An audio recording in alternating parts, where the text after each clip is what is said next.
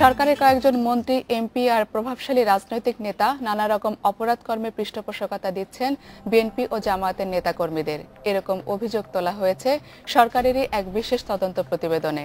প্রধানমন্ত্রীর কার্যালয় থেকে স্বরাষ্ট্র মন্ত্রণালয়ে পাঠানো হয়েছে এই প্রতিবেদন।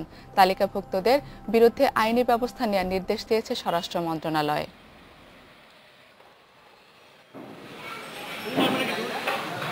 মরণ নেশা ইয়াবার বিস্তার ঠেকাতে যখন হিমশিম খাচ্ছে আইন শৃঙ্খলা বাহিনী, তখন এ ব্যবসা নির্বিঘ্ন করতে স্থানীয়ভাবে গড়ে উঠেছে রাজনৈতিক ঐক্য। কক্সবাজারের ইয়াবা ব্যবসায় জড়িত বিএনপি ও জামাতের ৫ নেতার পৃষ্ঠপোষক হিসেবে গোপন প্রতিবেদনে নাম এসেছে সরকার দলীয় সংসদ সদস্য আব্দুর রহমান বদির। ওই প্রতিবেদনে আরও বলা হয়েছে, কুমিল্লায় টেন্ডারবাজির সঙ্গে জড়িত দক্ষিণ জেলা বিএনপি সহসভাপতি ও সিটি মেয়র মনিরুল ইসলাম সাক্কুকে পৃষ্ঠপোষকতা দিচ্ছেন আওয়ামী লীগের স্থানীয় সংসদ সদস্য আ.ক.ম বাহার উদ্দিন বাহার।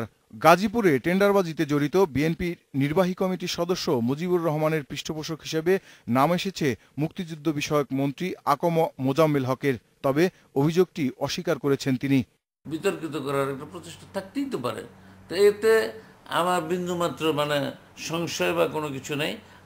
আমি নিজেও জানি, দেশবাসী জানে। খোঁজ নিয়ে জানা গেছে প্রতিবেদনটি আইন শৃঙ্খলা বাহিনীর কাছে পাঠানো হয়েছে। বিশেষ এই গোয়েন্দা প্রতিবেদনে সরকার বিরোধী রাজনৈতিক দলের ৩৮৫ জনের নাম রয়েছে। তাদের রাজনৈতিক পরিচয়, অপরাধের ধরন এবং কার বিরুদ্ধে কয়টি মামলা রয়েছে তাও উল্লেখ করা হয়েছে প্রতিবেদনে।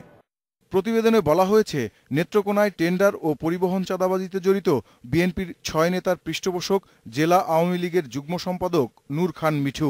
স্বরাষ্ট্র প্রতিমন্ত্রী এরকম কোনো প্রতিবেদন পাওয়ার কথা সরাসরি স্বীকার করেননি, তবে বলেছেন সব প্রতিবেদনই তারা গুরুত্ব সহকারে নেন।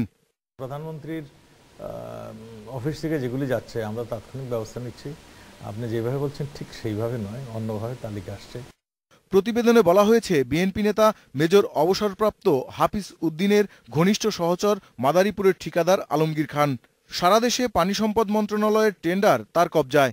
তাকে পৃষ্ঠপোষকতা দিচ্ছেন নৌ পরিবহন মন্ত্রী শাহজাহান খান ও সংসদ সদস্য নুরি আলম চৌধুরী লিটন। আলমগীর হোসেন খান, হ্যাঁ, সে আমার আত্মীয়, সে বিএনপি করে ঠিক না, এটা যদি কেউ বলে থাকে তাহলে ভুল করবে। রাজনৈতিক আদর্শের দিক থেকে আমার পরিবারের রাজনীতি আদর্শকে সে অনুসরণ করে। প্রতিবেদনে কেবল ঢাকা বিভাগেই অপরাধ কর্মকাণ্ডের সঙ্গে জড়িত ১৬০ জনের নাম উল্লেখ করা হয়েছে, যাদের পৃষ্ঠপোষক হিসাবে চিহ্নিত করা হয়েছে ১২ জনকে।